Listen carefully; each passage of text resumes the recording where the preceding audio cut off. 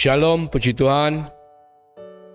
Kita berjumpa lagi pada ibadah online pada hari ini, di mana kita mau menyiapkan hati kita mau merenungkan apa yang menjadi isi hati Tuhan. Mari sebelumnya saya ajak untuk bersama-sama kita menyatukan hati dan berdoa. Tuhan Yesus, terima kasih untuk kesempatan pada hari ini. Kami mau melakukan ibadah kami mau mendengar apa yang menjadi isi hati-Mu. Kami mau belajar seperti Maria Tuhan, dan kami percaya ketika firman itu boleh termeteraikan dalam kehidupan kami, maka hidup kami akan menjadi lebih baik. Bukan hanya untuk mengerti, tapi untuk kami lakukan Tuhan dalam kehidupan kami. Tuhan berkati setiap hati, setiap telinga yang mendengar. Tuhan urapi kami semua. Terima kasih Tuhan, dalam nama Yesus kami mengucap syukur. Amin. Puji Tuhan. Hari ini kita akan mengambil sebuah tema yang menarik tapi tidak gampang ya. Jadi Kristus sebagai pusat hidup daripada kita semua. Judulnya adalah bagaimana apa itu yang dimaksud dengan Kristus sebagai pusat hidup orang percaya.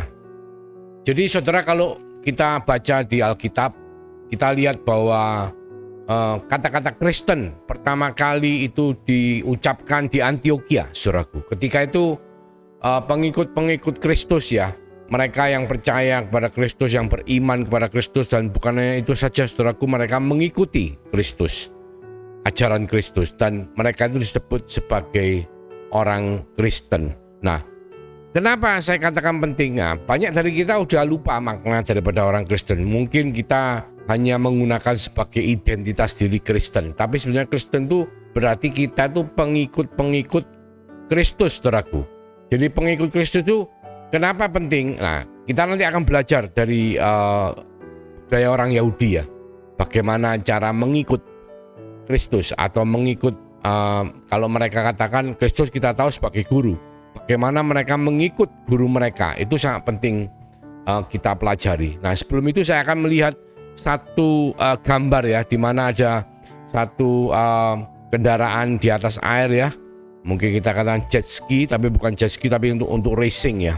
Nah, jet ski ini high speed ya, speednya sangat tinggi, dan ketika kita mengemudi biasanya tidak gampang untuk membelokkan dalam arah yang lagi melaju, karena lajunya sangat kencang. Cuman bagaimana kita bisa mengubah laju perahu ke arah barat jika perahu ini dipasang kemudi otomatis ke arah timur? Nah, ini gambaran dari banyak dari kita. Banyak dari kita tuh dalam kehidupan itu sudah punya konsep, sudah punya pengalaman hidup, sudah punya masa lalu, sehingga cara kita menjalani kehidupan, merespons segala sesuatu itu sudah ada. Nah, kita dengan pertobatan kita, dengan kelahiran baru kita, dengan yang dikatakan kekristenan kita menjadi pengikut Kristus, itu kita harus berubah, bukan pakai cara yang lama ya. Kalau perahu kita bisa membelokkan roda kemudi secara paksa ya, salah satu caranya. Kedua, mungkin kita mengubah program kemudi otomatis, sehingga otomatis nanti dia akan membelok arahnya ke arah yang dimaui. Nah, demikian pula kehidupan kita semua. Kalau kita pakai mindset kita, gaya hidup lama kita, orang lama kita, maka kita tidak bisa mengikut Kristus. Oleh karena itu, hari ini kita akan melihat apa itu yang dimaksud dengan menaruh Kristus sebagai pusat dari kehidupan orang percaya atau mengikut Kristus. Karena ketika kita mengikut Kristus, kita harus menjadikan Kristus sebagai pusat kehidupan kita, ya. Jadi kita lihat menempatkan Kristus sebagai Tuhan. Kita akan belajar bagaimana orang Yahudi mengikut Yesus. Kita tahu pendidikan orang Yahudi itu ada 3 step ya. Dan yang tertinggi adalah seorang rabi, karena seorang rabi sangat terpandang pada zaman itu, zaman Tuhan Yesus mengajar. Seorang rabi adalah jabatan yang tertinggi. Ketika saudara sebagai orang Yahudi dan jabatan saudara adalah seorang rabi, maka saudara sangat dihormati. Bahkan murid-murid rabi itu semua mengikut rabinya. Nah, ada 3 step pendidikan yang kita harus mengerti. Pada usia dini mereka dimasukkan dalam sekolah yang dinamakan Beth Sefer ya, rumah buku, di mana mereka diajarin mengenai Taurat Tuhan, Pentateuk ya. Mereka harus hafal, katam ya, belajar terus Dan kalau mereka lulus, mereka akan masuk ke next level. Kalau tidak lulus, mereka akan dikembalikan ke rumah orang tuanya. Dan dikatakan Bet Talmud atau rumah pembelajaran, learning ya, house of learning. Mereka belajar, mereka memperdalam bukan cuma Taurat Tuhan, tapi mereka belajar perjanjian lama semua ya, sampai kitab Maleakhi. Dan setelah itu yang terakhir adalah Bet Midrash. Nah, untuk masuk Bet Midrash ini kurang lebih gambarnya seperti bagaimana saudara masuk ke dalam satu pondok pesantren ya. Saudara tinggal bersama-sama guru, bukan tinggal di rumah atau setiap hari ke sekolah, enggak, saudara. Saudara tinggal di dalam satu pondok ya, satu rumah Midrash, di mana saudara ini dipilih sebelumnya untuk saudara bisa meneruskan dari Bet Talmud ke Bet Midrash menurut suku adat suku Yahudi. Saudara ini harus sangat pandai sehingga saudara dipilih oleh guru saudara, rabi saudara, sehingga saudara bisa ikut masuk dan tinggal bersama-sama dengan rabi. Dan saudara harus mengikuti rabi. Kemanapun rabi itu berjalan, kemanapun rabi itu pergi makan, melakukan apapun, saudara harus mengikut, menjadi pengikut-pengikut gurunya ya. Dikatakan saudara diharapkan apa? Nanti makin hari saudara bisa makin menyerupai seperti guru saudara ya. Jadi itu penting sekali karena apa? Karena itu adalah konsep bagaimana kekristenan itu dikatakan bahwa saudara adalah pengikut Kristus. Saudara harus menjadi seperti Kristus ya. Saudara harus menempatkan Kristus dalam hati, pusat hati saudara, supaya saudara makin hari makin menyerupai sebagai Kristus ya. Menempatkan Kristus sebagai Tuhan yang pertama dalam seluruh kehidupan saudara ya. Saudara harus menempatkan Kristus sebagai Tuhan. Saudara ketika saudara menempatkan Kristus sebagai Tuhan dalam kehidupan saudara, saudara akan lambat laun makin hari makin menyerupai seperti Tuhan. Bahkan saudara mengikut Tuhan, belajar bagaimana caranya. Kalau di pendidikan Yahudi itu seorang rabi, bagaimana rabi itu melakukan segala sesuatunya, maka murid-murid atau pengikut-pengikutnya akan meniru saudara untuk supaya apa? Bisa menjadi seperti saudara. Tapi saudara harus menempatkan rabi saudara atau Kristus sebagai Tuhan dalam seluruh kehidupan kita. Di Roma 12 ayat 1 firman Tuhan mengatakan, karena itu saudara-saudara, demi kemurahan Allah aku menasihatkan kamu supaya kamu mempersembahkan tubuhmu sebagai persembahan yang hidup, yang kudus dan yang berkenan kepada Allah. Karena itu adalah ibadahmu yang sejati. Jadi kehidupan kita sehari-hari saudara. Kalau orang Yahudi, murid-murid Yahudi di Bet Midrash, mereka mengikut rabi guru mereka. Mereka itu melakukan segala sesuatunya, kehidupan mereka itu sangat terkait dengan rabi mereka. Nah, demikian kita sebagai pengikut Kristus, di mana kita harus menempatkan Kristus sebagai Tuhan atas seluruh kehidupan kita. Jadi kehidupan sehari-hari kita lakukan untuk kemuliaan Kristus. Kalau John Ortberg mengatakan kehidupan rohani itu bukanlah kehidupan yang terpisah dari kehidupan finansial, kehidupan pekerjaan, dan lain-lain. Istilah kehidupan rohani itu hanyalah sebuah cara untuk membicarakan kehidupan seseorang setiap saat dan dari setiap seginya dari sudut pandang Tuhan. Jadi apapun yang kita lakukan, kita harus lakukan dari sudut pandang Tuhan. Tuhan itu tidak tertarik pada bagaimana Anda berdoa, bergereja atau membaca Alkitab lebih teratur saja. Bukan hanya itu saudaraku, bukan hanya belajar bagaimana hidup saleh, tetapi Tuhan tertarik pada keseluruhan hidup saudara dan saya. Jadi keseluruhan hidup termasuk bagaimana saudara makan, bagaimana saudara tidur, bagaimana saudara melakukan semua aspek dalam kehidupan saudara. Karena apa? Kalau kita melakukan semua hal dalam kehidupan kita untuk Tuhan, maka itu bisa dikatakan sebagai hal yang rohani. Meskipun saudara cuma olahraga, tapi saudara menjalankan olahraga untuk Tuhan. Karena apa? Tuhan mau kita sehat. Tuhan mau kita memelihara roh, jiwa, dan tubuh kita. Tubuh juga harus kita pelihara, saudara. Oleh karena itu ketika kita melakukan karena kita mentaati firman Tuhan, maka aspek kita melakukan itu adalah melakukannya untuk Tuhan. Maka itu menjadi sesuatu perkara yang rohani. Tetapi sebaliknya, ketika aspek kehidupan kita bisa menjadi hal yang sekuler ketika kita tidak melakukannya bagi Tuhan. Contoh, kita melayani Tuhan di gereja, mungkin kita sebagai pengkhotbah atau mungkin kita sebagai WL. Tetapi ketika kita menganggap itu sebagai pekerjaan kita untuk mencari nafkah, kita tidak melakukannya untuk Tuhan, saudaraku. Itu adalah perkara yang sekuler. Meskipun kita pelayanannya di dalam gereja, kelihatannya rohani, melakukan sesuatu yang rohani untuk Tuhan. Tetapi sebetulnya kita melakukan bukan untuk Tuhan. Kita melakukan untuk diri kita sendiri karena kita tahu, kalau kita melakukan ini, maka kita bisa mendapatkan penghasilan. Nah, itu menjadi perkara yang sekuler. Tetapi kalau kita bekerja misalnya, kita bekerja mencari nafkah, tetapi nafkah itu bukan hanya untuk diri kita sendiri, tapi kita tahu karena Tuhan minta kita semua bekerja. Bahkan firman Tuhan mengatakan, kamu tidak usah makan kalau tidak bekerja. Ketika kita melakukannya untuk Tuhan, untuk kemuliaan Tuhan, untuk menjadi saluran berkat daripada Tuhan, maka itu menjadi pekerjaan, itu menjadi suatu perkara yang rohani. Nah, itu bedanya antara kita menempatkan Kristus sebagai Tuhan dan Juru Selamat dalam hidup kita dengan kita menempatkan sesuatu yang lainnya. Ya, nah kita lihat, misalnya pada kehidupan lama kita sebelum kita bertobat, sebelum kita beriman pada Yesus Kristus sebagai Tuhan dan Juru Selamat, kita berpusat pada diri kita. Jadi kita bidang keuangan misalnya, kita mencari kerja, mencari harta, mencari keuangan hanya untuk apa? Untuk membuat diri kita menjadi kaya.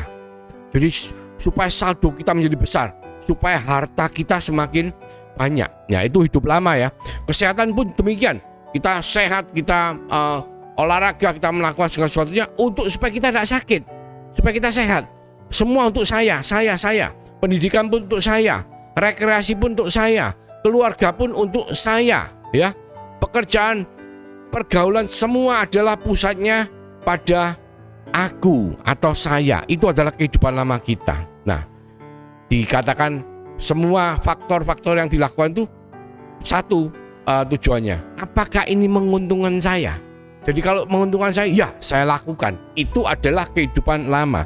Tetapi ketika kita menjadi pengikut Kristus, kita memiliki kehidupan baru. Dikatakan kita akan mengalami kelahiran baru.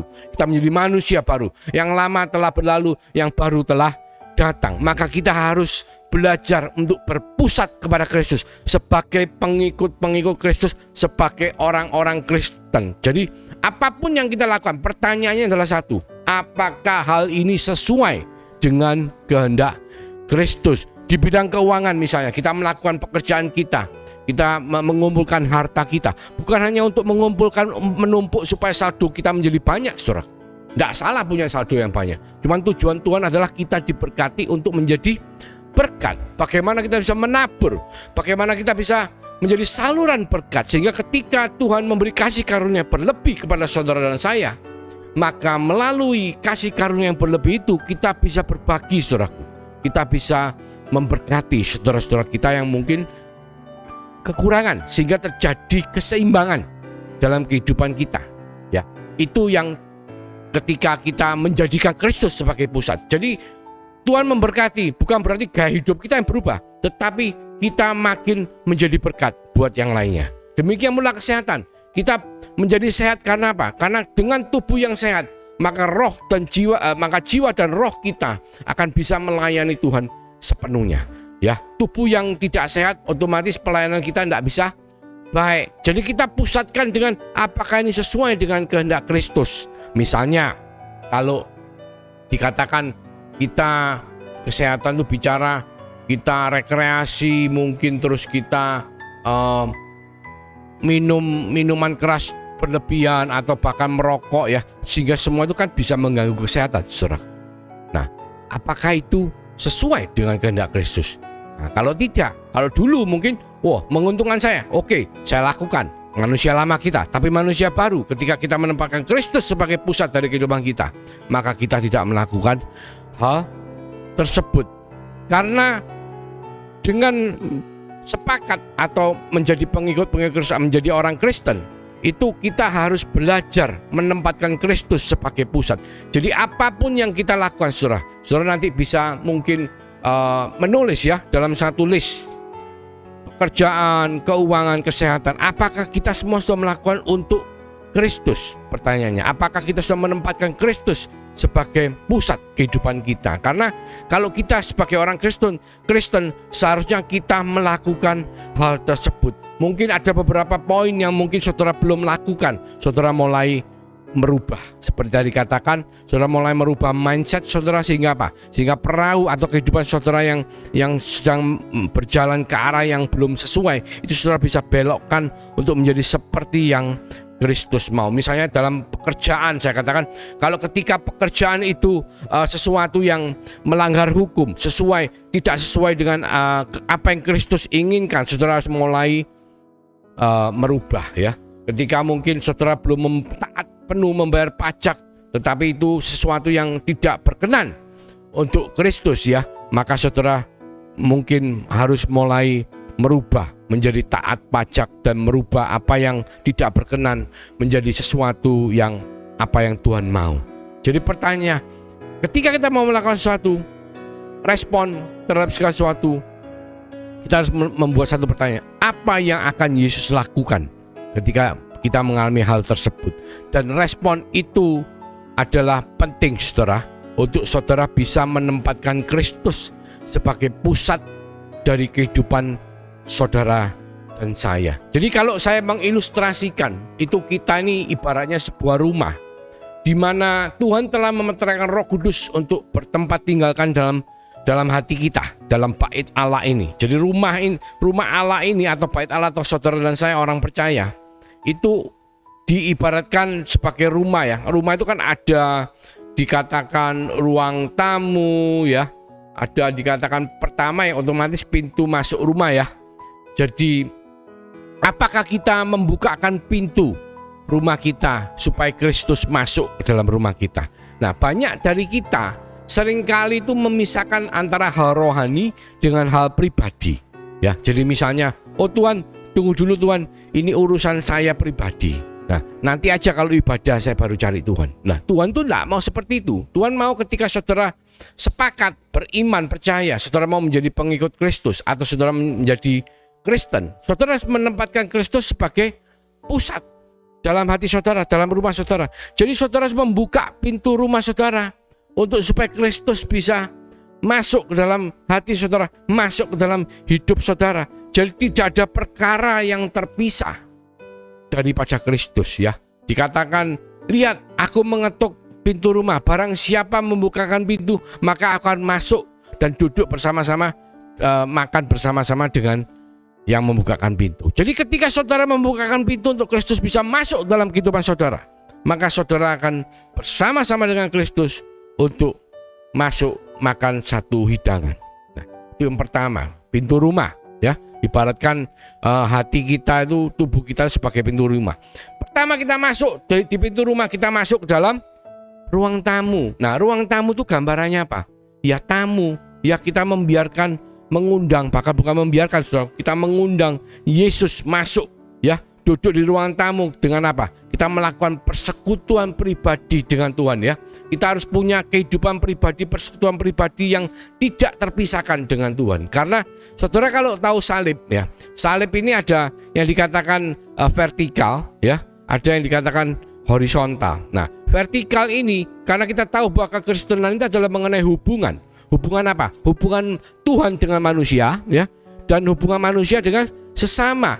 Jadi kita di dalam ruang tamu kita menerima Yesus, kita harus melakukan persekutuan pribadi ya. Kalau secara atas ke bawah, Tuhan telah menurunkan firman-Nya. Nah, bawah ke atas kita harus berdoa, mencari Tuhan, mempunyai persekutuan pribadi, sehingga hubungan vertikal daripada salib itu terjadi, saudaraku. Karena apa? Karena tanpa suatu hubungan yang baik, maka kekristenan kita akan menjadi dingin ya, akan menjadi sesuatu yang bukan seperti yang Tuhan mau. Karena apa? Yang namanya pengikut Kristus atau orang Kristen itu harus mengikuti Kristus secara jarak dekat ya, bukan ngikutinya dari jarak jauh, enggak, tapi hidup bersama-sama, saudaraku. Kalau kita lihat pendidikannya orang Yahudi, itu murid-muridnya yang di pondok pesantren itu, di Beit Midrash, itu mereka hidup bersama-sama dengan guru mereka, dan mereka betul-betul melihat kejadian demi kejadian, hal demi hal, dan mereka meniru Apa yang guru mereka lakukan? Supaya apa? Supaya mereka makin hari makin menyerupai Kristus. Dan itu dikatakan adalah sebagai persekutuan pribadi. Kalau secara fisik memang mereka ikut ya. Nah, kita secara spirit kita harus punya persekutuan pribadi dengan Tuhan. Karena Tuhan itu adalah roh. Maka kita harus punya kehidupan doa persekutuan pribadi yang baik, saudaraku. Dan itu adalah salah satu dari poin di mana ketika kita membuka pintu rumah, kita menerima Yesus di ruang tamu kita dengan memiliki hubungan pribadi melalui persekutuan, melalui kehidupan doa, dan kita akan masuk ke dalam ruang belajar ya. Kalau rumah itu kan ada ruang belajarnya, setelah ruang tamu ada ruang belajar atau ruang kerja ya, di mana di dalam ruang belajar, ruang kerja ini maka kita belajar firman Tuhan, kita mendengarkan firman Tuhan, dan firman Tuhan itu seperti air yang membasuh pikiran kita. Ketika kita membaca, merenungkan dan melakukan firman Tuhan, maka firman Tuhan menjadi bagian yang tidak terpisahkan dalam kehidupan saudara dan saya. Kita menempatkan Kristus. Saudara tahu kalau dikatakan di Roma 10 ayat 17 bahwa iman itu bertumbuh karena apa? Karena pendengaran akan firman Kristus ya. Jadi firmannya Kristus, firman yang berbicara mengenai Kristus. Kita semua tahu bahwa Alkitab perjanjian lama itu semua berisikan nubuatan mengenai kedatangan Mesias yang kita kenal di dalam nama Yesus Kristus. Nah, ketika kita mengerti bahwa semua perjanjian lama itu arahnya kitab-kitab itu bernubuat mengenai kedatangan Mesias, dan kita mengerti itu, maka iman kita akan bertumbuh. Ketika kita sering dan selalu punya hubungan pribadi, belajar mendalami Alkitab, merenungkan Alkitab, siang dan malam memperkatakannya, maka firman itu akan mengubahkan pikiran kita, akan membuat kita memiliki kesucian pikiran. Bahkan lebih daripada itu, saudaraku, ketika kita masuk lagi dari ruang belajar, kita menemui ruang makan, di mana kita bicara mengenai bagaimana keinginan daging kita. Ya, kita semua tahu bahwa kita manusia lama adalah manusia daging, di mana kita memiliki keinginan-keinginan yang banyak sekali yang harus kita sesuaikan dengan apa yang menjadi keinginan Kristus. Apakah ini berkenan pada hati Kristus? Karena keinginan daging manusia lama kita adalah dosa, dan upah dosa adalah maut. Jadi ketika kita menempatkan Kristus dalam rumah hati kita sebagai pusat, maka kita harus menguasai diri kita sehingga keinginan daging kita tidak bertentangan dengan apa yang Kristus kehendaki ya. Setelah itu kita masuk di dalam ruang kerja, dalam lingkup pekerjaan kita ya.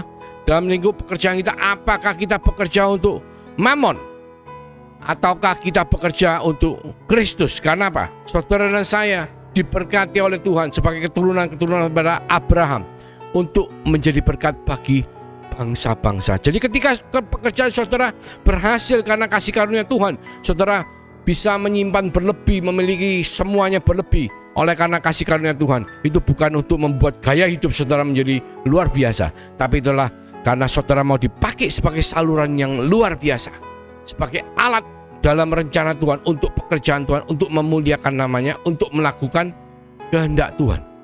Kita harus merubah manusia lama kita harus menempatkan Kristus sebagai pusat, sehingga apapun yang Tuhan berikan sebagai kasih karunia dalam kehidupan saudara dan saya akan kita pergunakan untuk kemuliaan Tuhan. Kita masuk lagi ke dalam ruang tidur, saudaraku. Di ruang tidur kita bicara mengenai hubungan suami istri ya. Kita bicara mengenai kesetiaan ya terhadap pasangan. Kita bicara mengenai bagaimana sebagai seorang suami harus mengasihi istrinya, dan sebagai seorang istri harus tunduk kepada suaminya. Dan kita juga bicara mengenai pengampunan. Bagaimana kita bisa mengampuni pasangan kita. Karena apa? Tidak ada manusia yang sempurna. Bahkan Yesus Kristus menunjukkan teladan yang luar biasa dengan menyerahkan dirinya di atas kayu salib, mati di atas kayu salib, bangkit pada hari ketiga hanya untuk mengampuni dosa saudara dan saya. Jadi Tuhan menunjukkan satu konsep yang kita harus mengerti, bahwa ketika kita menaruh Kristus sebagai pusat dari kehidupan kita, maka kita juga harus mulai belajar mengampuni, saudaraku. Nomor satu, ampuni pasanganmu, ampuni keluargamu, anakmu, orang tuamu, ayahmu, ibumu, ampuni saudara-saudaramu seiman, bahkan ampuni sesamamu. Ya, seperti Tuhan katakan, ampuni mereka Tuhan karena mereka tidak tahu apa yang mereka lakukan. Ya, jadi masuk ke dalam ruang keluarga, dikatakan bahwa Kristus menghendaki kita saling menguatkan, saling mengasihi, ya, saling mengampuni, membuat keluarga kita menjadi satu keluarga yang sakinah glory, ya, berkenan di hadapan Tuhan. Dan kita masuk ke dalam ruang rekreasi, ya. Tuhan ngomong, aku meninggalkan sukacitaku supaya engkau mengalami sukacita secara penuh. Di mana Tuhan menghendaki kita mengalami sukacita, ya. Memang hari-hari ini dengan pandemi baru lewat, dengan mungkin perekonomian yang terkena dampak pandemi yang belum selesai, mungkin banyak pekerjaan menjadi tidak kurang baik, bahkan prospek dikatakan bisa resesi dan segala macam. Tapi percaya bahwa Tuhan telah meninggalkan sukacita itu untuk saudara dan saya. Maka apapun yang terjadi di luaran, ketika kita menempatkan Kristus sebagai pusat dari kehidupan kita, dalam hati kita, maka sukacita Tuhan akan menjadi penuh dalam kehidupan kita sebagai orang percaya. Yang terakhir, saudaraku, dalam sebuah rumah adalah gudang. Ya, saudara tahu gudang adalah tempat untuk menaruh barang-barang yang tidak berguna, ya. Menaruh hal-hal yang mungkin tidak terpakai, yang mungkin setengahnya mau dibuang tapi sayang, ya. Itu semua ditaruh di gudang. Nah, itu bicara kehidupan manusia, itu bicara apa? Kita harus meninggalkan masa lalu kita, hal-hal yang di masa lalu. Karena apa?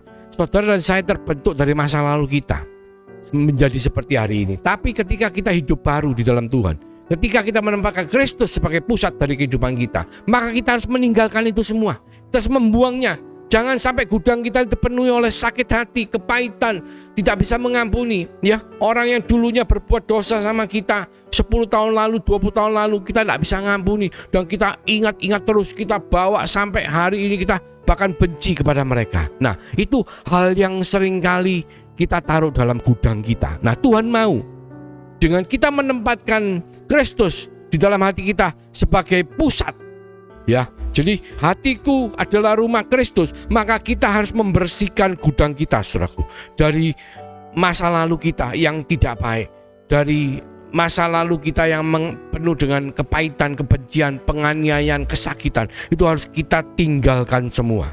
Karena apa?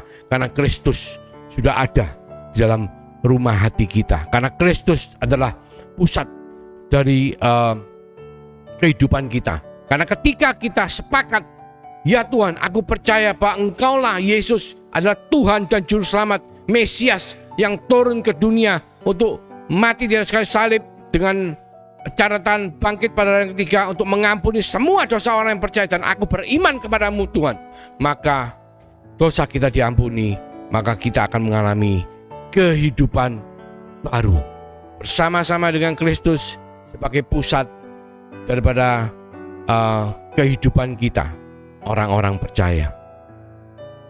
Mari kita berdoa.